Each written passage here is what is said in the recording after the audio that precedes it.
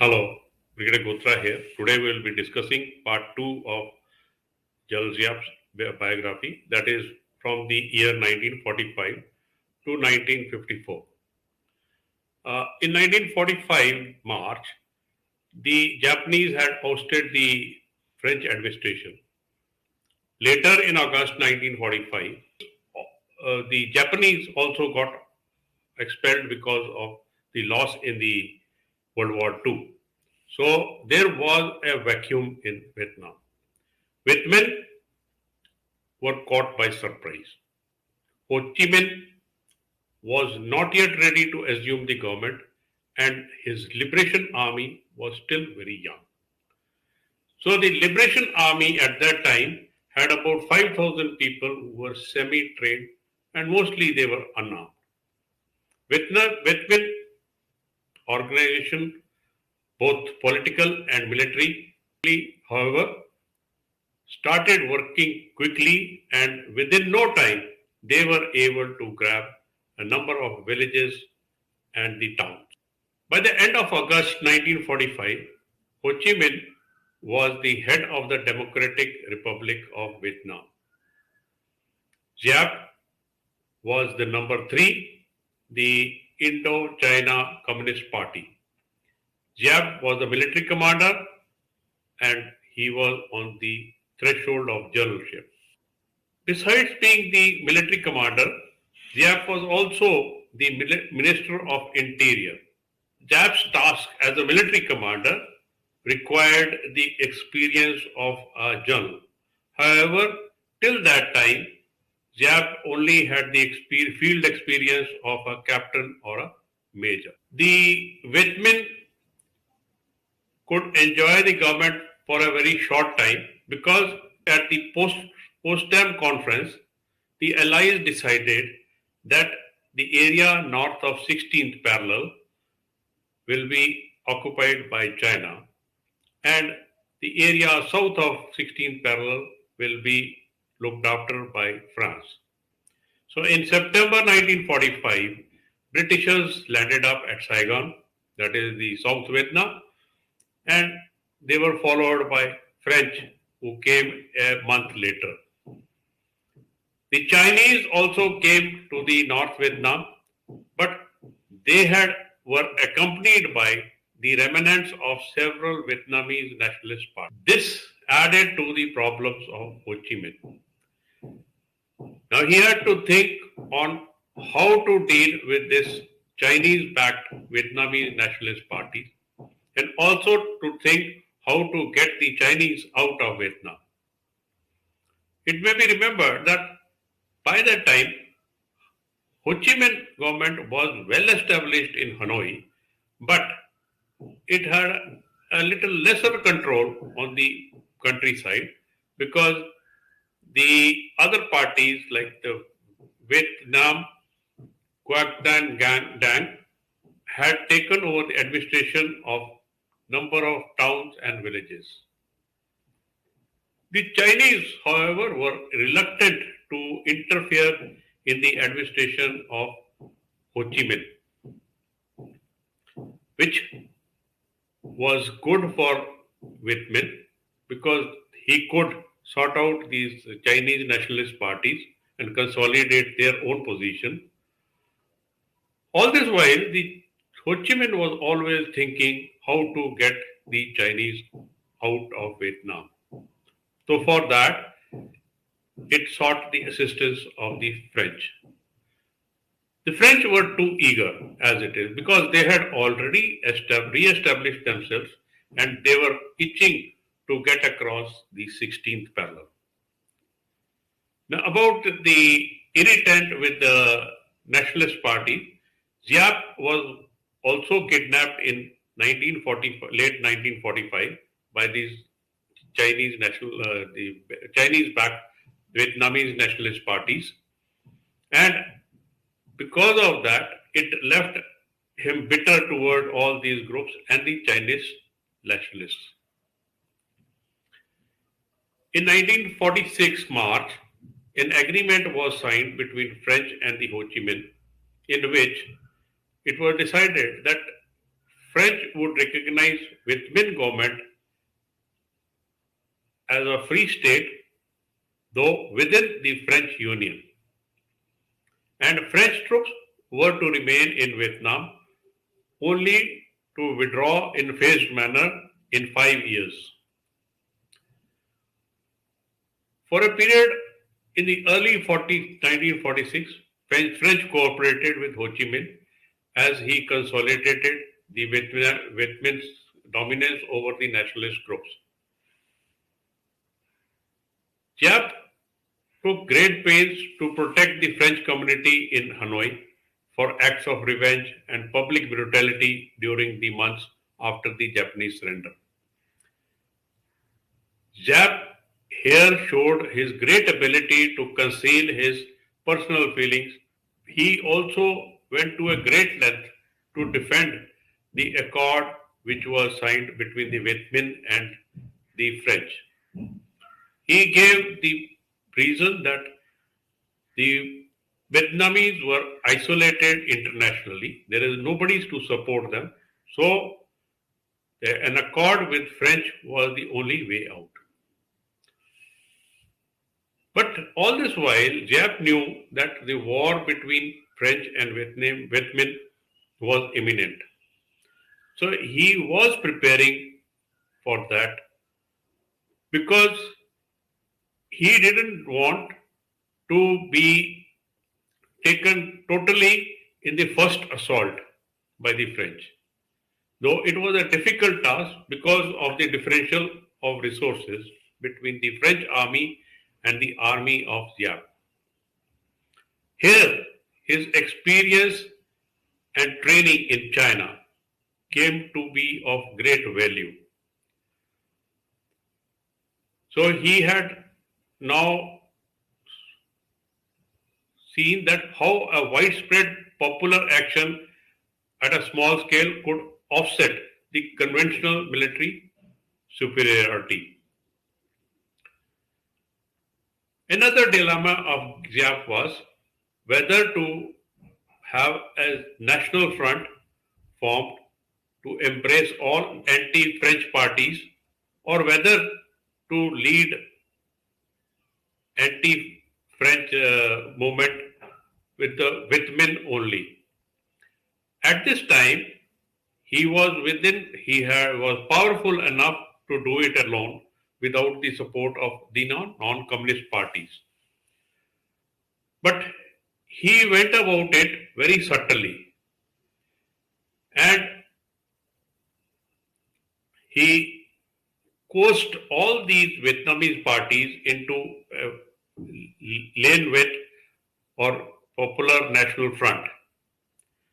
In that, all the powers within this front was held by the Viet Minh, and any party which refused to join and submit to the authorities was publicly branded as reactionary or treacherous and was dealt with accordingly by the terrorist teams of Viet Minh.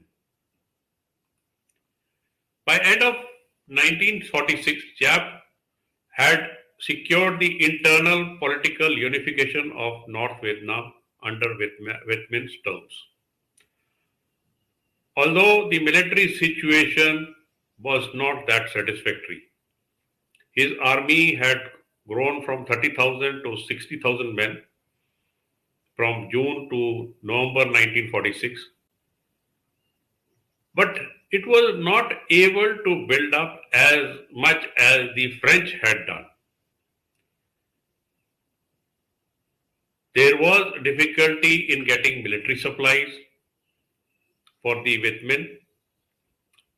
They could not go to the United States of America because the US didn't want to do business with the Viet Minh. They could not go to the Chinese because the Mao Zedong was still struggling against the nationalist parties in China. But there was little to be gained by waiting any longer. So Giap had made a big decision and received Ho Chi Minh's approval to go in for guerrilla warfare. Towards that, by 1947, Giap had organized his force into divisions. In 1948, he could command small campaigns involving about 9 battalions. And Whitman made little headway until 1949. It was only after 1949 that the situation in China got sorted out. Mao Zedong was comfortable in power in China. So the supplies and the advisors from China started pouring in. It is at that time that Giap began his concerted effort to push French from the Tonkin region of the North Vietnam. Towards that, Giap launched an assault on French fortress in the French Vietnam border called the fortress called Don K on September 15th, 1950. And by September 18th, 1950, the Don K fell. He had used wave assaults and masked indirect artillery fire during this assault. Then again on October 9th, he attacked Cao Bang and it was also taken. In fact, this was the later regarded as the worst defeat of the French during their colonial time.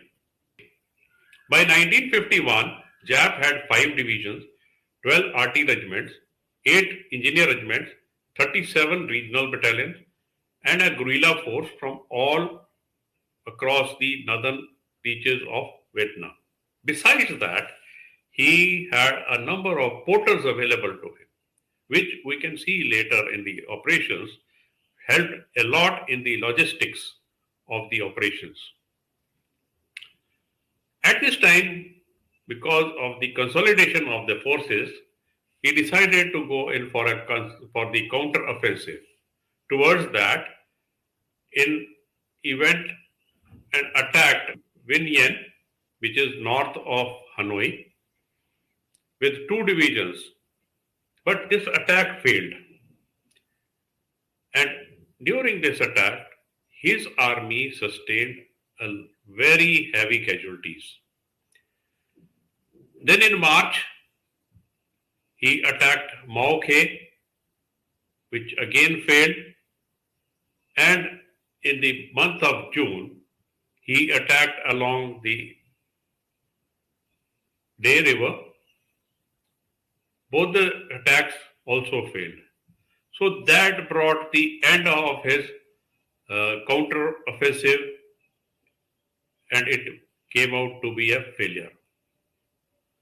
In 1953, the Vietnamese international negotiations surrounding the future of Vietnam presented the opportunity to exploit the declining support of the French population for the war in Indochina.